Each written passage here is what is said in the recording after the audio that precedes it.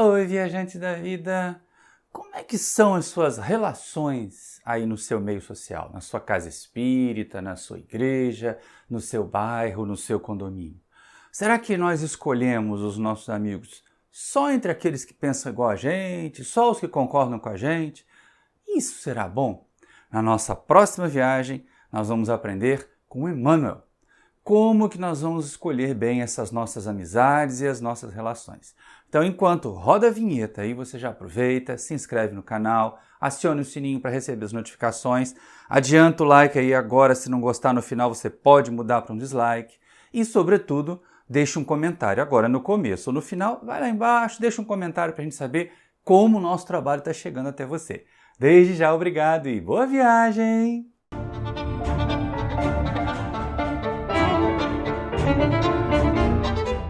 Queridos irmãos e irmãs do Centro Espírita Paulo de Tarso, vamos com Jesus em mais uma jornada de aprendizado. Todas as vezes que nós pensamos nos nossos relacionamentos, que nós pensamos em como nós nos colocamos com as pessoas nesses momentos tão difíceis, não é? Momentos tão divisivos, o fulano não é do meu partido, o fulano não é da minha igreja, o fulano não é da minha religião, a Beltrana não pensa como eu, então eu tenho que ficar longe, eu tenho que ser inimigo de quem não pensa como eu. Não tem essa onda agora? De que as pessoas têm que ser inimigas de quem pensa diferente? Pois é, gente, isso não é da agora não. Quando Paulo de Tarso conversava, mandava suas cartas lá para os irmãos de Tessalônica, e olha que ele mandou mais de uma, mas logo na primeira carta para os irmãos de Tessalônica, ele já estava trabalhando essa questão das confusões, dos desentendimentos, das dificuldades que surgiam. Por quê? Porque muitas vezes as pessoas só queriam formar as panelinhas, os que pensavam igual, os que agiam da mesma forma, e não é bem isso. Nessa carta aos irmãos de Tessalônica, aos Tessalonicenses, a primeira epístola aos Tessalonicenses, Paulo de Tarso nos faz refletir a respeito de como nós nos associamos, como nós nos unimos às pessoas e que muitas vezes aquelas que nos causam certa repulsa, certa antipatia, mas que estão firmes no trabalho, é que deviam ser os nossos modelos, deviam ser aquelas para as quais nós caminhamos ou das quais nós deveríamos aproximar. Mas muitas vezes a gente não faz isso, né? A gente começa a pensar sempre no nosso melhor interesse, naquilo que a gente está querendo fazer, e aí é que vem a questão. Nós nos unimos pelas pessoas porque elas são boas, ou porque elas são nossas amiguinhas, ou porque elas compactuam até com as nossas bobagens. Não tem gente que é assim? Ah, mas eu tenho que ter um amigo de trapalhada, uma amiga de trapalhada para poder cair na esbórnia. Tem gente que é assim. Procura aqueles que são semelhantes. A gente costuma dizer sempre isso, né? Semelhante atrai semelhante. Isso funciona bem lá na física. Mas, nas relações pessoais, se nossas semelhanças nos levam a outros tão inferiores quanto nós, o que adianta? De que é útil isso? E aí, exatamente lá nessa carta, ele fala dos problemas na igreja, que depois, aqui no livro Fonte Viva, Emmanuel vai discutir para nós e vai ampliar para a nossa vida, para o nosso dia a dia, em como nós buscamos as pessoas e como nós nos relacionamos, não apenas dentro da casa espírita. Sim, ele vai começar a falar do movimento espírita, mas na vida também se aplica. O que Emmanuel estiver falando para nós ali de dentro do centro espírita também vai se aplicar lá fora, no nosso dia a dia, nas nossas escolhas, na nossa busca. Não é apenas ali dentro da casa espírita onde é fácil ser bonzinho, onde é fácil ser irmão, onde é fácil ser fraterno e fraterna, mas é lá nos desafios da vida que a gente vai encontrar os grandes carões, os grandes problemas. E olha só que coisa interessante, porque Paulo de Tarso vai chamar a nossa atenção. Ele vai falando de um monte de coisas, ele vai dando detalhes, ele vai chamando os tessalonicenses para o trabalho, mas chega uma hora em que ele vai falar a respeito de como as criaturas se relacionam com as lideranças. E é nessa hora que Emmanuel foi pensar o versículo que ele coloca aqui no capítulo 24 do Fonte Viva para o nosso estudo de hoje. Mas vamos com Paulo primeiro. Lá na primeira epístola aos Tessalonicenses, no seu capítulo 5, versículos 11 a 13, ele diz o seguinte: pelo que consolai-vos mutuamente e edificai-vos uns aos outros, como já o fazeis. Rogamos, porém, a vós, irmãos, que tenhais reconhecimento para com aqueles que laboram entre vós e vos presidem no Senhor e vos admoestam, e que os tenhais em grande estima e amor por causa da sua obra. E aí, naquele trechinho que eu deixei ali pinçadinho de amarelo, é que é a parte que Emmanuel coloca aqui no capítulo 24 do Fonte Viva. Mas é um trechinho tão interessante porque ele precisa do entendimento dos outros.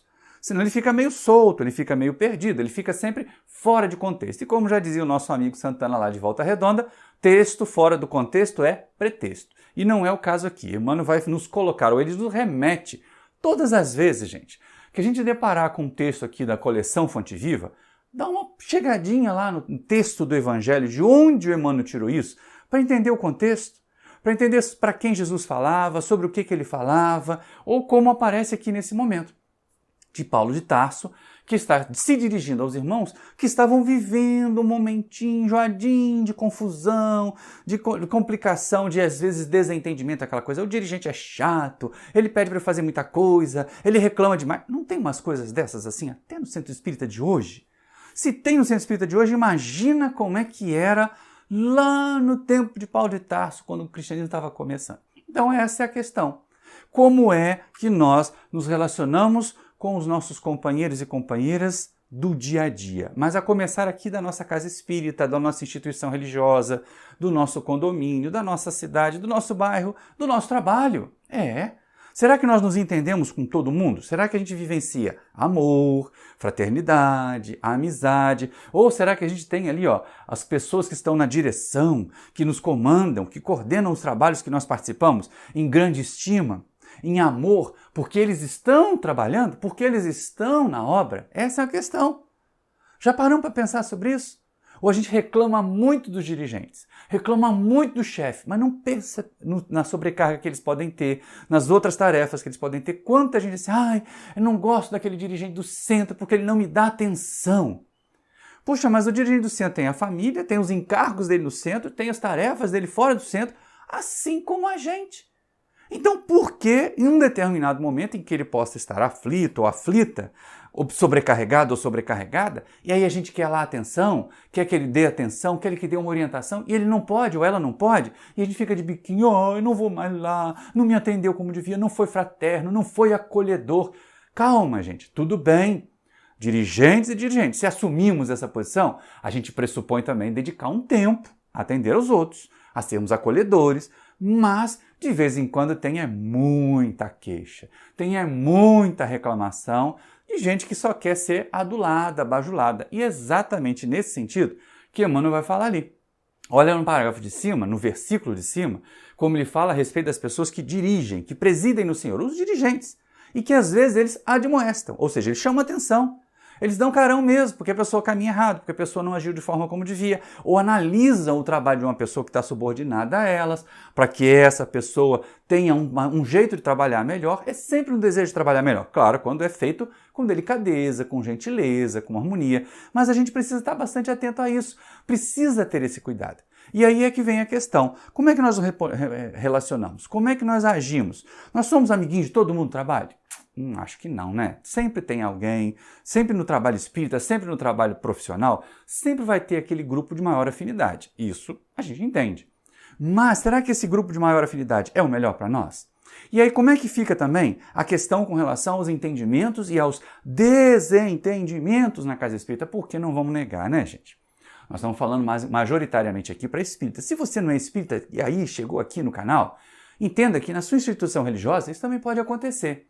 Só que muitas vezes, como as pessoas não participam de todas as atividades, não vivenciam o dia a dia da casa, elas nem ficam sabendo das confusões que acontecem, às vezes, atrás ali do púlpito, atrás do salão onde são feitas as pregações. Mas pode acontecer, não estou dizendo que acontece, estou dizendo que pode acontecer, porque a gente vê isso acontecer nas casas espíritas. Dificuldades, pessoas que querem que seja de um jeito. Certa vez aconteceu aqui no Pau de Tarso, de uma pessoa insistir, porque insistir, que tinha que ter um púlpito. Púlpito, gente, já remete para aquelas igrejas tradicionais, para aquela pregação, para aquela criatura de autoridade que fica ali numa condição mais elevada para apresentar a mensagem para os outros. Em doutrina espírita, nós somos todos estudantes, não tem professor de espiritismo. E insistiu, porque insistiu que tinha que ter o púlpito, e como ela não foi atendida, ela foi embora.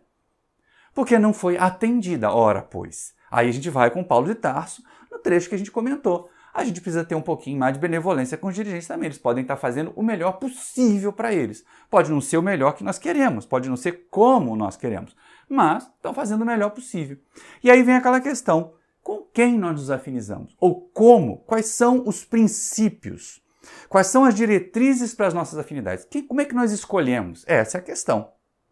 E é exatamente nessa questão que a gente vem agora aqui com o Emmanuel, para trazer essas reflexões de como nós escolhemos. E um parágrafo é tão legal que a gente dividiu em 3 momentos aqui para a gente conversar. Olha que coisa interessante. Todos experimentamos a tendência de consagrar maior estima apenas àqueles que leiam a vida pela cartilha dos nossos pontos de vista. Mas não é. A afinidade com os semelhantes. Ai, fulana faz uma palestra linda, fala tudo que eu quero ouvir. Pronto. Se está falando tudo que a gente quer ouvir, ou a gente já sabe tudo, o que é impossível, ou a gente ficou acomodado ali, girando em torno do mesmo tipo de conhecimento, não vai adiante, não amplia a maneira de pensar e não modifica a maneira de pensar se ela estiver equivocada. Porque o fato de alguém pensar como a gente, o fato de alguém ser semelhante a nós, não garante que nós ambos somos bons. Ao contrário, na maioria das vezes, como nós estamos num planeta atrasado, garante que nós formamos uma gangue e somos bem ruinzinhos. Mas Emmanuel prossegue, ele vai fazer a gente continuar pensando, olha só, nosso devotamento é sempre caloroso para quantos nos exposem os modos de ver, os hábitos enraizados e os princípios sociais. E é ali que eu vou parar agora para a gente pensar. Muitas vezes nós ficamos ali, enraizados os que compartilham os nossos modos de ver e os nossos princípios sociais. Saiu disso, pensou um pouquinho fora da minha linha, a gente já começa a botar defeitos, já começa a achar que não presta, já começa a achar que não tem acontecido isso. A gente tem que estar muito atento, tem que estar com a cabeça muito atenta. Nós estamos num ano, é 2022, tá, gente? Quando eu estou gravando isso, e antes daquele momento complicado que vai chegar aí no mês de outubro. Então é muito importante pensar assim, não vamos deixar o movimento se dividir por questões de política. Temos que nos unir pela proposta do amor e da fraternidade. Fica aqui a nossa dica, que também é uma dica do Jorge Elahá, falando a respeito disso. Qualquer um que faça discurso de divisão, discurso de ódio, é do partido político dos obsessores. E a gente não quer fazer parte deles. Mas com Emmanuel a gente fica bem claro. Muitas vezes nós somos gentis, somos calorosos, somos fraternos, é meu amiguinho, é minha amiguinha, de quem pensa igual. Mas nem sempre, como a gente vê agora, a gente é o bom da história. Nem sempre pensar como a gente é o ideal. Afinal de contas, nós estamos lá no centro muitas vezes como pacientes, como internos num hospital, às vezes até num hospício, né? Mas como internos em alguma clínica para recuperação das nossas deficiências. E Emmanuel então chama a nossa atenção exatamente sobre isso. Nem sempre nós somos os certinhos, olha só. Todavia, nem sempre as nossas interpretações são as melhores. Nossos costumes os mais nobres e nossas diretrizes as mais elogiáveis. Meu Deus! Não é para a gente parar para pensar? Não é para a gente ficar imaginando assim, puxa, mas o que o benfeitor está chamando a nossa atenção? Está chamando a nossa atenção. Ele está cobrando de nós essa ideia de que às vezes a gente se associa com os iguais e não cresce. Às vezes a gente reclama de um dirigente que deu para nós uma tarefa a mais na campanha do quilo, ou que colocou a gente na tarefa que a gente não queria, porque a gente queria outra que dava mais destaque. Mas eu não quero evangelizar, eu quero ir lá para a tribuna fazer palestra. E aí a gente fica ressentido, fica magoado. Por quê? Porque quer aquilo que enaltece o ego, quer aquilo que estimula a vaidade. Quando não vem, a gente tem a queixa. Quando aparecem os outros que só batem palma para nossa, você é maravilhoso, você é maravilhosa. Aí a gente, fulano é meu amigo, Beltrano é minha amiga. É nada. Podem ser ambos caminhando ali para uma situação difícil. E a gente vai identificar uma coisa interessante. O Emmanuel vai dizer que isso tem a ver com o egoísmo. Olha só, essa nossa escolha equivocada dos que pensam igual, dos que agem igual, dos que rezam a vida pela nossa cartilha, tem a ver com o egoísmo. E ele então pede para a gente sair um pouquinho, romper a casquinha, sair da concha do egoísmo. Olha só.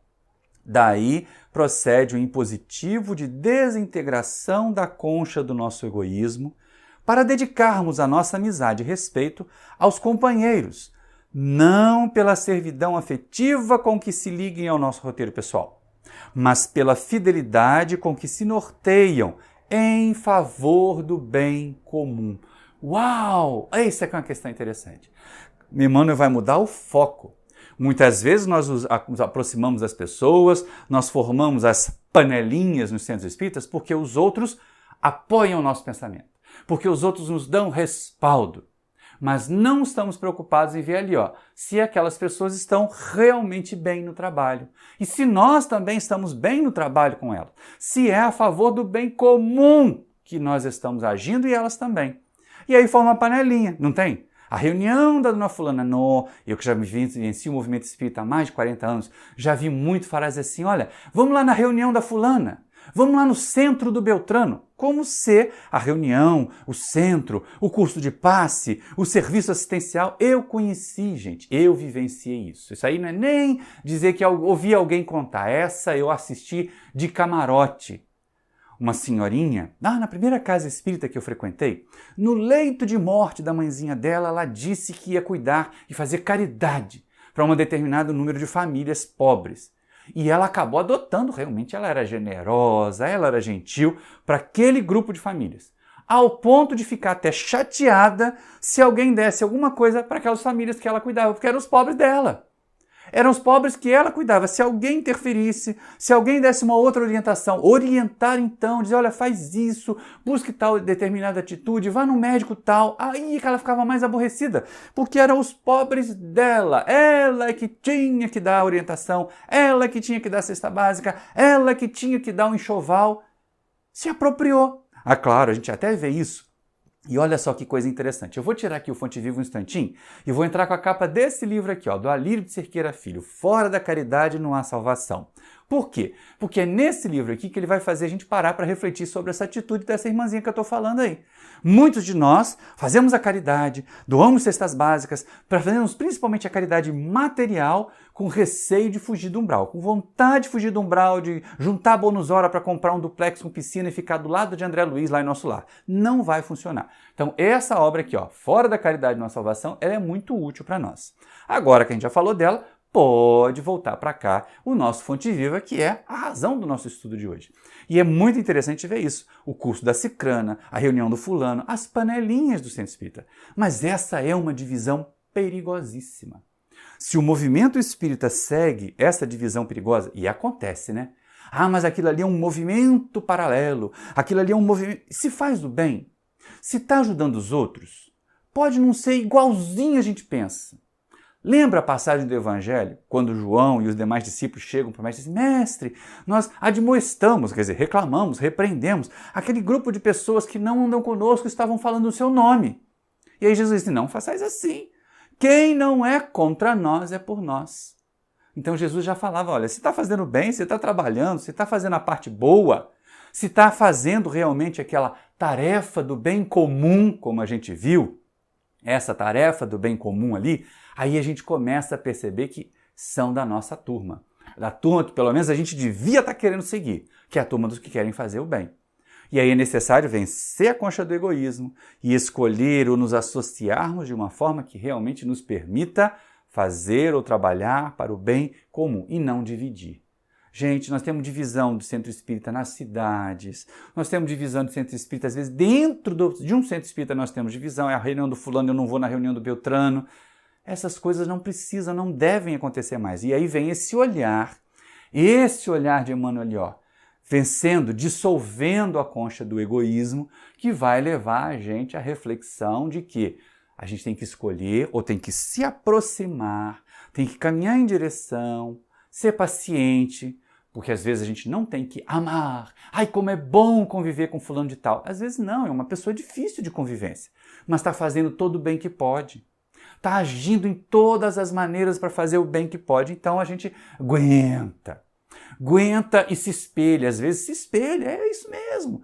Eu vou me espelhar em alguém que é grosseiro com os assistidos. Não, você vai se espelhar em alguém que está buscando fazer o bem, porque às vezes a gente é bom para ver o defeito dos outros, mas às vezes não faz o trabalho que os outros fazem. Os outros, cheios de erros, estão fazendo mais trabalhos no bem do que nós. Já pararam para pensar sobre isso? Certa vez, eu conversava com uma irmã muito querida sobre um tarefeiro que é reconhecido. E aí a gente estava apontando, não, porque, olha, é assim, agora está fazendo um discurso um tanto equivocado, principalmente na área da política. E aí eu parei para pensar, mas sabe o que eu faço? quando vem essa vontade de ficar parado criticando alguém, eu penso assim, com os erros que essa pessoa tem, ela já consegue fazer mais ou menos do que eu. Normalmente eu morro de vergonha, porque eu vejo que aquelas pessoas que eu acho que estão mais erradas estão fazendo mais bem do que eu. Estão trabalhando mais para o bem comum do que eu. Então eu baixo a minha bola e começo a pensar assim, se com o erro está fazendo bem comum, imagina quando tiver todos os acertos. E aí deixa eu procurar, com aqueles supostos acertos que eu tenho, fazer tanto bem quanto. Não é disputa, hein, gente? Não quero fazer mais bem, mas fazer tanto bem quanto. E aí a gente fala menos dos outros e age mais nós mesmos para fazermos o bem o quanto nos for possível, o quanto nos for necessário. Mas é interessante essa divisão egoísta de que Emmanuel fala, porque é exatamente aí, é o fruto do egoísmo. O egoísmo que exalta o orgulho, e aí, quando nós somos orgulhosos, o que nós queremos? Queremos plateia, queremos aplausos, queremos quem concorde conosco, porque é chato ter quem discorde. É chato você falar assim, não, olha, eu queria dar passe com uma melancia na cabeça, mas isso não é doutrinário, diz o dirigente. Aí a gente fica aborrecido porque não pode botar melancia na cabeça. Ora, pois, vamos nós estudar para ver se isso está de acordo, o que a gente está propondo está de acordo com a doutrina. Mas o que a gente, maioria das vezes, quer é essa adulação egoísta. Não pelo bem comum que se pratica, mas porque nos atendem aos interesses mais mesquinhos, ao interesse mais do nosso conforto pessoal. E é nessa hora aí que a gente começa a fazer divisões. A gente começa a rachar o movimento. E é tudo que a treva quer, né? Tudo que os espíritos inferiores querem é nos dividir. Atenção, espíritas! Espíritas do Brasil, principalmente. Vamos evitar divisões. Por favor, nada de colocar aquela crítica amarga, aquela coisa venenosa no grupo do centro para poder falar mal de um candidato que não é o seu. Aliás, eu sugiro que você não mande isso para lugar nenhum. Porque a melhor coisa que a gente precisa fazer nesse momento é prece, é oração e vigilância. Ah, Jesus não disse vigiai e orai? Porque de vez em quando a gente fica assim, eu vou orar para que os governantes sejam os melhores. Mas aí a gente vai lá e escolhe errado, escolhe os piores. Então não dá muito certo. Faz aí sua pesquisa, mas não leva isso para o centro espírita, não. Não leva isso para a sua discussão de família, não. Aprenda a não dividir, para que a gente possa realmente vencer essa tentativa da treva, que quanto mais ela nos separa, mais fracos nós somos, mais frágeis nós nos apresentamos. E é exatamente nessa união que muitas vezes suporta o que nos admoestam, mas que estão fazendo o trabalho do bem, que nós vamos encontrar força para também nos modificar, para também fazer a nossa parte. E aí a gente percebe como Paulo de Tarso foi inteligente, pedindo esse carinho, essa gentileza para aqueles que estão dirigindo o movimento, para aqueles que estão atuando como coordenadores de tarefas, o dirigente da desobsessão, a supervisora dirigente lá do DIGE que prepara as aulas de evangelização, que reúne os evangelizadores. Vamos ter amor e respeito por eles, pelo bem que eles realizam. Não pela perfeição que eles já tenham, porque nem eles nem nós somos perfeitos, mas pelo bem que eles já realizam e querer fazer tanto bem quanto eles. Nos aproximar deles na capacidade de fazer o bem. Essa é a questão. Porque às vezes é necessário dizer assim, olha, não, você não pode fazer isso na nossa reunião. Imagina um dirigente de uma reunião com uma desobsessão que não fala com o médico assim, olha, meu irmão, você bateu demais na mesa. Quando aquele espírito muito bravo veio, você chutou a cadeira, você chutou a canela de quem estava sentado na sua frente. É possível ser mais comedido. Vamos estudar um pouco mais? Vamos fazer um exercício maior de disciplina durante as comunicações psicofônicas?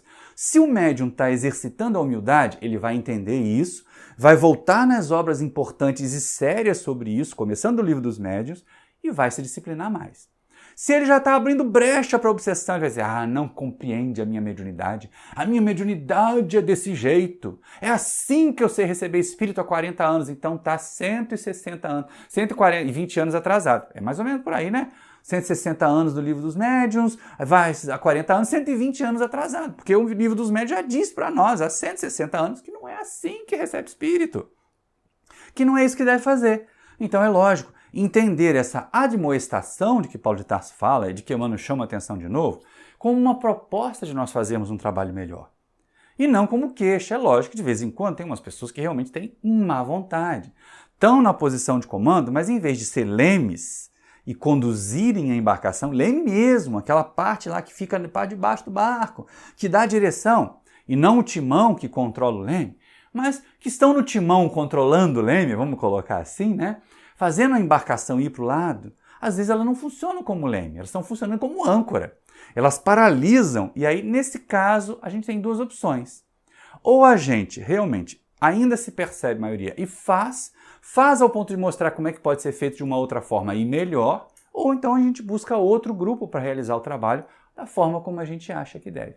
O que a gente não deve é fulano não presta, fulano é um mau dirigente, ficar fomentando aquela fofoca, fermentando ali a discórdia, a dissidência dentro de uma instituição espírita, é tudo que a treva quer. Vou aproveitar de novo, vou tirar aqui o Fonte Viva e vou colocar o livro do Manuel Filomeno de Miranda, Perturbações Espirituais. Esse aqui, ó. Esse livro aqui mostra para nós as perseguições que casas espíritas centenárias sofrem de espíritos trevosos. E onde que eles começam? No orgulho, no egoísmo e na divisão entre as criaturas. Então, quem quiser pode estudar essa obra aqui. Ela é a terceira de uma trilogia lá da Transição Planetária, mas é uma obra muito interessante. Agora que a gente falou sobre ela, pode ir o Manuel Filomeno de Miranda, pode voltar ali o nosso Fonte Viva, que a gente tem que seguir com o nosso estudo, porque hoje o nosso condutor aqui, ó, quem está no timão conduzindo a gente para a interpretação e entendimento do Evangelho, é Emmanuel, que foi se inspirar lá em Paulo de Tarso. Então é com Emmanuel que a gente vai seguir. E aí a gente começa a pensar o seguinte, afinal de contas, o que nos liga? Parando para pensar, o que nos aproxima das pessoas? Como nós escolhemos as nossas relações? Essa é uma questão interessante, porque muitas vezes a gente escolhe na empolgação. Nossa, fulano é famoso, fulano é bonito, fulano fala bem, é um palestrante famoso. Aí tem aquele séquito, né? Parece um cardume andando atrás do peixão. Não, gente, não faz isso não. A gente tem que estar mais atento. Mas olha como Emmanuel vai advertindo, ele vai perceber o seguinte, olha, é importante a gente escolher de uma forma que a gente consiga realmente progredir, encontrar boas referências. Porque o que nos atrai para as pessoas, se for passageiro, se for temporário, se for uma coisa mesquinha, logo a gente fica sem esse atrativo. E aí o que a gente vê? Um monte de gente trocando de ídolos, né? Ai, fulano é maravilhoso. Aí fulano já desencantou, já repetiu a mesma palestra 10 vezes, a gente vai seguir outro. Aí vai seguir outro. Não! Peraí, olha o que Emmanuel diz para nós, quando ele vai falar a respeito das nossas escolhas. E aí, nesse momento aqui do capítulo 24 do Fonte Viva, é que já saiu do centro espírita. Já está muito além das paredes de um centro espírita, já está na sociedade como um todo. Como é que nós escolhemos os nossos relacionamentos na sociedade? Será porque a pessoa é mais bonita? Não tem esses casos? Ai, eu me apaixonei por fulano porque fulano era misteropédica. Eu me apaixonei pelo Beltrano porque ele era aquele marombeiro de academia maravilhoso, era o Mister Músculo, tinha um dragão maravilhoso tatuado no peitoral. Aí passa 50 anos, o dragão tá banguelo, caído, todo desdentado. Porque o tempo passa. Porque o corpo vai sendo consumido mesmo pelo tempo. Então olha que Emmanuel chama a atenção. Se amamos alguém tão somente pela beleza física, é provável que encontremos amanhã o objeto da nossa afeição a caminho do monturo. E aí Emmanuel foi mais cruel do que eu fui aqui agora, do dragão desdentado, hein, gente? Ali, ó, monturo, se a gente pensar lá no Evangelho, é um montão de lixo. Ou então aquele local onde eles colocavam material em decomposição. Então, muitas vezes, aquele corpo esbelto, aquela aparência exuberante, elas acabam rápido com o tempo, porque o tempo consome a matéria. Não vamos nos fiar no corpo físico, não vamos nos apaixonar pelo exterior das pessoas. Ah, jovens, vocês aí que são adolescentes, que são jovens, que estão ali na primeira idade da fase adulta, escolha de uma forma melhor. Não fica procurando aquela criatura que tem mais seguidores nas redes sociais porque ela se apresenta mais bonita. A gente já falou sobre isso. Muitas vezes essa felicidade das redes sociais é pura mentira, está escondendo uma depressão brava, está escondendo uma infelicidade enorme. Então, ó, muitas vezes, se a beleza física é o motivo da nossa escolha, se prepara porque ela vai pro beleléu. Ela vai se acabar muito rápido. E aí a gente tem que pensar outras coisas. Ah, mas eu não é bem pela beleza física. Às vezes fulano é fake dói, mas fala maravilhosamente bem. Eu me lembro de uma palestra que eu ouvi do Divaldo Franco, ele comentando a respeito de uma forma muito jocosa, de uma criatura que ele conhecia que de beleza não tinha nada. Mas ela tinha uma voz tão maviosa, tão agradável e sabia usar esse instrumento para atrair as pessoas. É lógico que também essa voz pode passar. E aí Emmanuel vai falar para nós agora não a respeito do tom, do timbre da voz, mas do que se fala. Olha só, se estimamos em algum amigo apenas a oratória brilhante, é possível esteja ele em aflitiva mudez dentro em breve. E aí no sentido muito geral, né? No sentido não apenas de que pode haver algum problema mesmo na fala, ou pode haver algum problema no conteúdo desta fala. Quantas pessoas se decepcionam e se afastam de oradores e oradoras famosos porque começam a perceber essas pessoas falando bobagens. E nós podemos falar bobagens. Vigiem aí. Se eu falar alguma, você vai embaixo e escreve para mim logo no comentário que eu falei bobagem. Mas a gente tem que estar muito atento. Tem que estar muito perceptivo em relação a isso. Essa aflitiva mudez ali de que Emmanuel fala, não necessariamente é um problema na fala, mas é um problema na oratória, no que se fala e muito mais em como se fala. E a gente tem que estar muito, mas muito atento a isso. E às vezes é pior. Às vezes nós é que estamos nessa condição dos belos, nós é que estamos nessa condição dos bons faladores e surge em volta de nós o fã-clube. Ah, meus irmãos, minhas irmãs, se tem um negócio que é complicado, ou como a gente diz lá no interior de Minas, se tem um trem que vai dar ruim, é essa história de fã-clube de espírita, fã-clube de médium, fã-clube de palestrante, fã-clube de jovem da mocidade. Isso vai dar problema. Porque todos nós que ainda estamos aqui na nossa jornadinha terrena, podemos tropeçar lá no último passo e tomar um tombo seríssimo. Então, cuidado com as idolatrias, cuidado com os fãs-clubes. Isso é muito arriscado. E aí o que Emmanuel vai chamar a atenção até num texto maior. Se nos consagramos a determinada criatura só porque nos obedeça cegamente, é provável que estejamos provocando a queda de outros nos mesmos erros em que temos incidido tantas vezes. Aí é aquela velha história, né, de criaturas que vão arrastando seus séquitos. Ah, e o fã-clube. E o fulano é maravilhoso, vai fazer palestra aqui, aí enche. A fulana vai fazer palestra ali, aí enche. A médium tal vai se apresentar lá e enche. A hora que essas criaturas caem, e a gente viu isso recentemente lá na região centro-oeste, um determinado momento que felizmente não tem vínculo com o movimento espírita, mas que era espiritualista, que se propunha a fazer cura dos corpos materiais, e que quando o dirigente foi denunciado por uma série de escândalos, o movimento definha. Então a gente tem que ter muito cuidado com isso que Emmanuel fala aqui. Se nós nos consagramos às pessoas, se nós dedicamos atenção, somos gentis, só com o fã-clube, pode ser, porque a gente não olha as próprias falhas. Eles são fãs, são cegos. Não veem as nossas falhas. Pode ser que a gente esteja arrastando todos eles para as mesmas quedas que nós cometemos. Olha que encrenca! Além da gente se responsabilizar pelos próprios erros, a gente acaba ficando responsável pelas quedas dos outros, pelos erros dos outros. E isso é que a gente tem que estar bastante atento. Nós não precisamos. Espírita não precisa de fã-clube. Você aí, que identificou, por exemplo, e como tem aparecido, com que felicidade eu tenho visto jovens trabalhadores. Mas para nenhum deles eu formo fã-clube. Como alguém até mais velho, como alguém mais maduro, como alguém que se reconhece cheio de imperfeições, eu entendo que esses jovens amigos oferecem muito da sua dedicação, do seu tempo, do seu trabalho, mas ainda terão muito que aprender de viver na Terra, de enfrentar as adversidades deste planetinha de provas e expiações em transição para a regeneração, que eles vieram, de certa maneira, até ajudar no impulso, mas que também estarão sujeitos a um corpo físico, ao assédio das pessoas em volta. Não formemos fãs-clubes para os nossos jovens, nem para os nossos velhos trabalhadores, mas sejamos dedicados companheiros. E se precisar apontar uma falha, corrigir um erro na linguagem, a gente faz com carinho, a gente faz com amor, para não deixar escorregar ou para não se deixar perder a oportunidade desse crescimento. Nós não precisamos de fã-clubes, nós precisamos de cooperadores com Jesus. E nós nos colocarmos com Jesus também.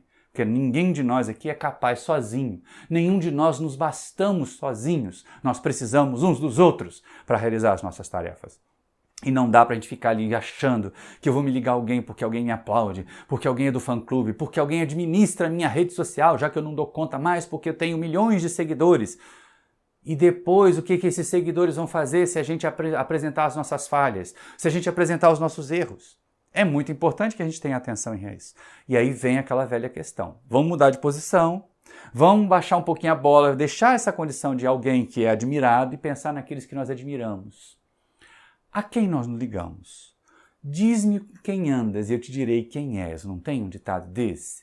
Quer dizer, a gente se aproxima daqueles que pensam mais ou menos parecido, mas que não pode ser igual, porque senão, como a gente já viu o Emmanuel falando antes ali, senão, o que vai acontecer? Como a gente viu no Evangelho, cegos que conduzem cegos e aí ambos caem mergulhados no fosso. Então, cuidado com o nosso critério de escolha de quem nós nos aproximamos, para nós não ficarmos prisioneiros do orgulho, para nós não ficarmos ali vítimas da vaidade alheia, porque é exatamente isso. Eles às vezes nos aplaudem, eles às vezes nos seguem e eles prendem a gente, eles se tornam nossos carcereiros. Esse é o grande perigo do fã-clube. Eles se tornam nossos carcereiros. Nessa autoimagem distorcida, falsificada, ampliada, nós normalmente tendemos a uma autoimagem ampliada, intensificada, com mais brilho do que realmente tem. E a gente não tem brilho nenhum. De nós mesmos, nós não temos brilho nenhum. O máximo que nós podemos fazer é transportar uma lanterninha em que o Evangelho está aceso aqui dentro. E aí levar essa lanterninha, que a gente já pode levar para onde vai, para diminuir a escuridão em volta da gente. Mas a lanterna e a luz são do Evangelho, não são nossas, não. Então é importante a gente estar atento a isso. É importante a gente ter cuidado com isso. Porque essa história de cegos que conduzem cegos, Jesus já fez essa advertência lá no Evangelho. Já chamou a atenção quando ele falava dos fariseus, que eram cheios de vaidade, cheios de orgulho por si mesmos e não conseguiam sequer levantar com um dedinho o fardo de sacrifícios que eles impunham às outras pessoas. Então a gente tem que estar muito atento para não ser desses que arrastam ou seguimos. Podem ser os que arrastam multidões para o buraco ou os que seguem um líder falso para o buraco. E a gente tem que estar atento para as duas coisas, para não cair nessas duas esparrelas. É muito importante. Ah, sim, é verdade. A gente vai se aproximar mais daqueles que têm relações semelhantes, que pensam, mas vamos pensar antes, será que é positiva essa união? Será que ela não é uma sinergia? E sinergia deveria ser sempre para o bem, né? Sempre a ampliação das forças, a ampliação das faculdades. Mas de vez em quando, é que nem a gente acontece com aqueles meninos muito levados, que sempre sentam lá no fundão da sala de aula e sentam todos, porque eles tendem a se juntar para fazer bagunça junto, para poder ninguém ser culpado sozinho, né? Porque se senta sozinho, já aconteceu alguma coisa errada, já é o fulano, já é a Beltrana. Mas se tá lá a patotinha dos capetinhas, pronto, eles fazem e depois fica ninguém, não fui eu, não tem um monte assim? Então a gente tem que tomar muito cuidado com relação a isso, para que a gente realmente entenda, não ficar aí olhando falsas virtudes como se fossem modelos a seguir. A gente reconhece a árvore pelo fruto, não é verdade? Então, quais são os frutos das pessoas das quais nós nos aproximamos? Por que nós nos aproximamos de alguém? Essa é uma questão interessante. E aí, para isso, Emmanuel vai nos propor um exercício. E não é um exercício fácil. Porque é tão mais fácil procurar o igual, não é?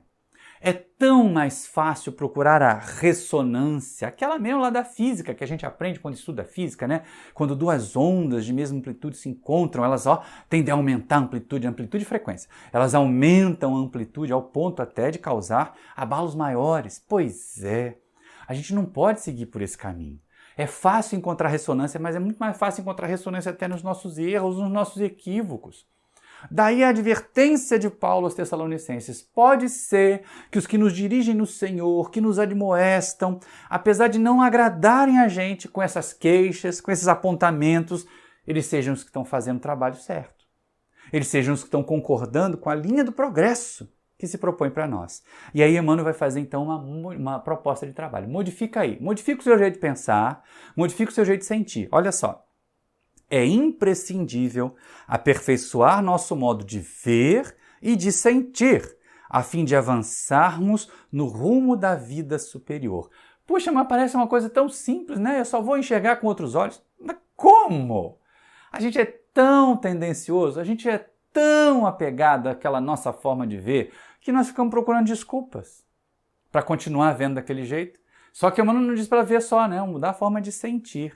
Aquela criatura que nos aborrece, que dá o trabalho que a gente não quer, pode ser o irmão ou a irmã que está sendo instrumento do nosso guia espiritual para a gente não cair no abismo do orgulho e, principalmente, para a gente fazer a tarefa que vai ser edificante para nós, que vai nos colocar no rumo da vida superior. Já pararam para pensar nisso? Como que dá trabalho esse exercício? Aperfeiçoar o ver e o sentir. Emmanuel nos chama para um exercício, gente, não é uma coisa trivial. Tá ali, é uma frase curtinha, já no finalzinho da mensagem, mas ela não é trivial. Mudar a forma de ver.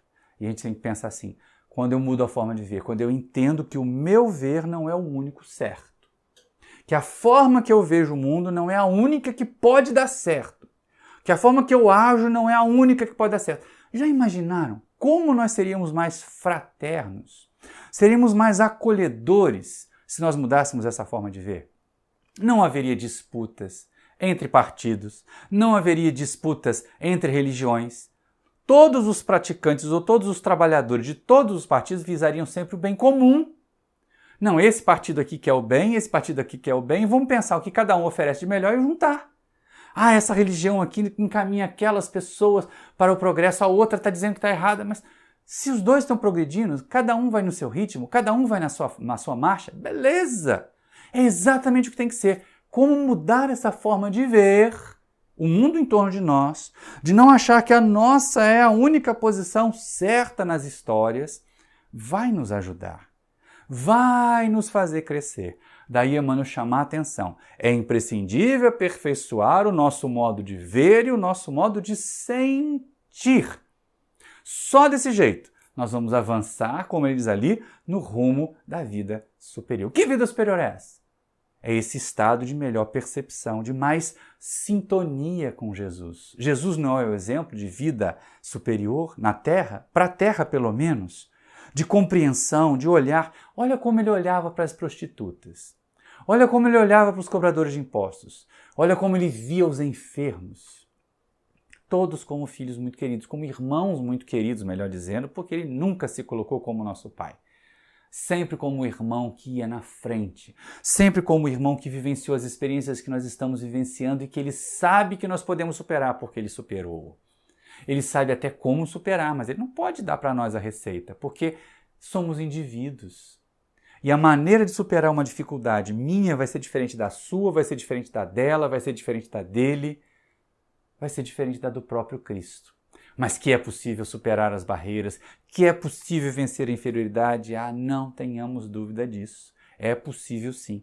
E essa é a condição para crescer. Mudar a forma de ver, mudar a forma de sentir. Para que a gente possa realmente entender, olha, agora eu estou caminhando para servir com Jesus. E aí quando a gente identifica um servidor de Jesus, um colaborador de Jesus, mesmo que ele tenha imperfeições, todos temos, mesmo que ela tenha imperfeições, todos temos, vamos pensar com amor por eles. Vamos irradiar amor por eles. E aí vem a pergunta, servem de espelho? Lembra que eu comentei, que falava com aquela amiga que quando eu tenho a tentação de ficar observando as falhas de um trabalhador, eu penso primeiro naquilo que ele tem feito, no montante que ele ou que ela tem feito e comparo com o que eu já consegui fazer? Porque se aquela criatura com mais defeitos, como eu vejo, faz mais do que eu, alguma coisa, ou ela conseguiu se superar, ou a minha perfeição está longe de ser perfeição. Os meus acertos estão longe de ser acertos. Então, dá para a gente se espelhar em quem faz o bem, em quem colabora, na verdade, para o progresso. Porque essa é uma questão que a gente não pode perder de vista. A gente não pode deixar passar essa chance, né? E aí Emmanuel vai fechar o texto aqui do Fonte Viva, fazendo a gente fazer essa consideração. Nem sempre aqueles que são nossos amiguinhos, aqueles que são da nossa patota, da panelinha do centro, são os que melhor estão próximos ou estão mais próximos de Jesus. Muitas vezes, quem não concorda com a gente, mas concorda com o bem, está muito melhor. Quem não concorda com a gente, mas serve e caminha, está muito melhor que a gente. É isso que Emmanuel vai dizer, olha só. Busquemos as criaturas, acima de tudo, pelas obras com que beneficiam o tempo e o espaço em que nos movimentamos. Eu já vou fazer uma pausa aqui para a gente poder ir ali e entender que as boas criaturas, os bons espelhos, os bons exemplos na Terra, porque modelo e guia, a gente fica com Jesus mesmo, né? Que não tem mais chance de dar erro, de dar errado. Está ali certinho para a gente seguir. Está ali na indicação dos Espíritos, inclusive na codificação. Mas, dos nossos exemplinhos aqui do dia a dia, a quem eu vou tentar repetir? O que eu vou tentar imitar de bom? Está ali, ó. Vamos escolher ou vamos nos aproximar das criaturas por aquelas que mais beneficiam o tempo e o espaço em torno de nós. Essa é uma frase interessante do Emmanuel. O que é beneficiar o tempo e o espaço? Não é beneficiar o tempo limpando o relógio, né, gente? É a gente entender que aquelas pessoas elas podem estar atravessando um momento de dificuldade, matéria como nós, mas elas usam bem o tempo delas.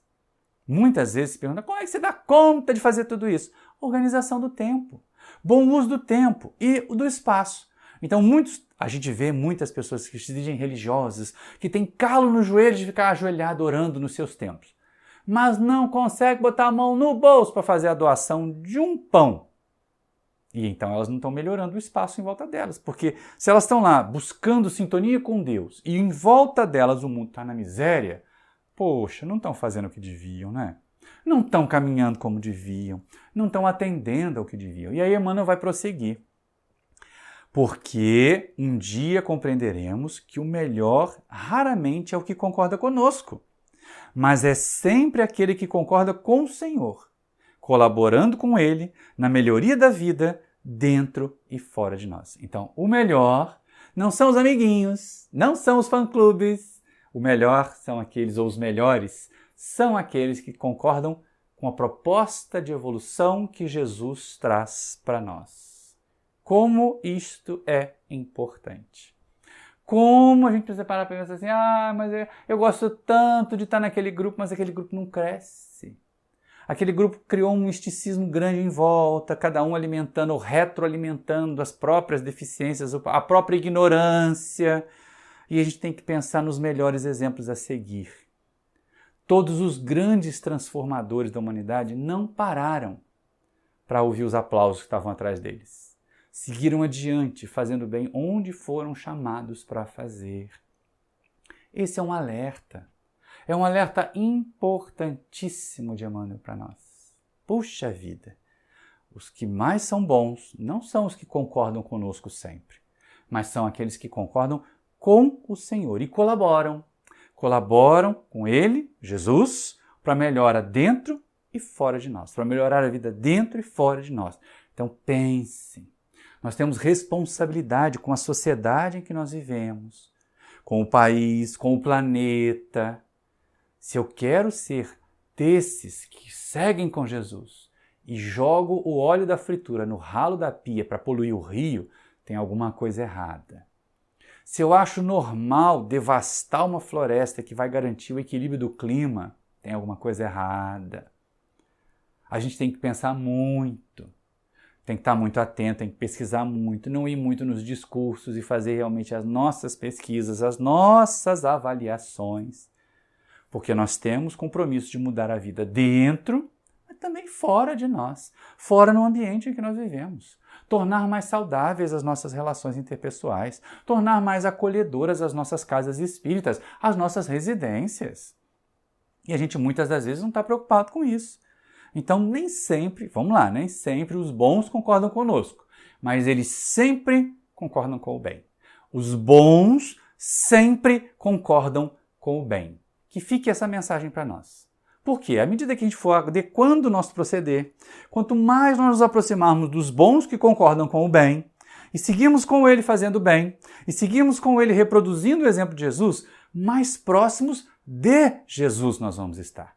E aí com Emmanuel aqui, com Kardec na base da doutrina espírita, com essa mensagem, esse versículozinho pequenininho que eu trouxe, que Emmanuel trouxe lá da Carta aos Tessalonicenses de Paulo de Tarso, a gente começa a caminhar para o encerramento do nosso estudo, porque agora a proposta ficou mais simples. Mudar a forma de ver e de sentir, escolher os nossos relacionamentos pelo trabalho e termos a paciência, o acolhimento para aqueles que estão na direção do trabalho. Fica meu último pedido, né? Tenham paciência com a gente. os que estão na direção do trabalho, os que estão na presidência do centro, os que estão na direção da reunião mediúnica, os que estão na direção da evangelização, são criaturas humanas também, enfrentam também dores, dificuldades, problemas de família, problemas financeiros, problemas orgânicos. Quantos companheiros nós temos que lutam com problemas de saúde séria e não deixam de trabalhar por causa disso? Não deixam de servir por causa disso. Emmanuel nos propõe fazer essas mudanças, nos propõe trabalhar para melhorar a vida dentro e fora de nós. E os verdadeiros servidores do Cristo são os que fazem assim.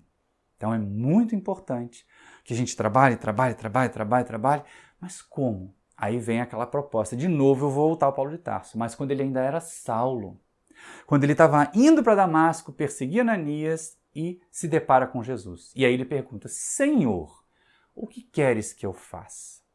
Você aí que está me vendo, já parou para perguntar, Jesus, o que você quer que eu faça?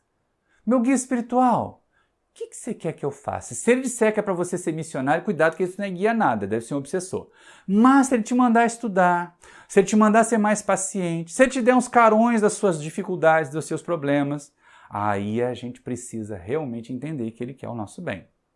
Porque de vez em quando a gente precisa ouvir exatamente isso. Certa vez, para a gente encerrar de uma forma bem humorada, eu estava naqueles momentos de cachimbo caído, né? Baixo astral, me achando a criatura mais infeliz do mundo, preocupado com os meus erros. E aí o benfeitor espiritual, o irmão Assis, aparece e ainda me aponta mais um erro.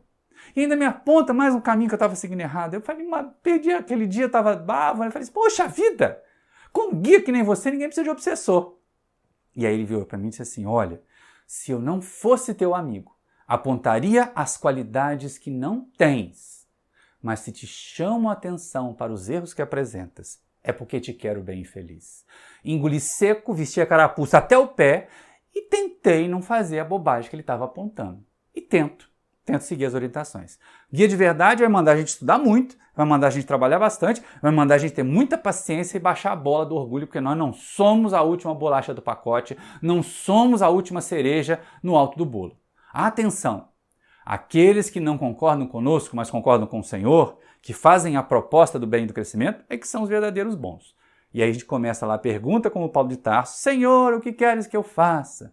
Aí vão receber um monte de indicações. E depois então vamos trabalhar, errar, levantar, errar de novo. Mas vamos tentando, vamos continuando, vamos atraindo, vamos seguindo o exemplo das pessoas que estão lá. Elas caem, levantam e continuam trabalhando, elas caem, levantam e continuam trabalhando, porque uma hora a gente não cai mais. Quando a gente estiver forte o bastante espiritualmente, a gente não vai cair mais. Tenha consciência disso. Mas é lógico, a gente precisa estar bastante atento para fazer esse trabalho.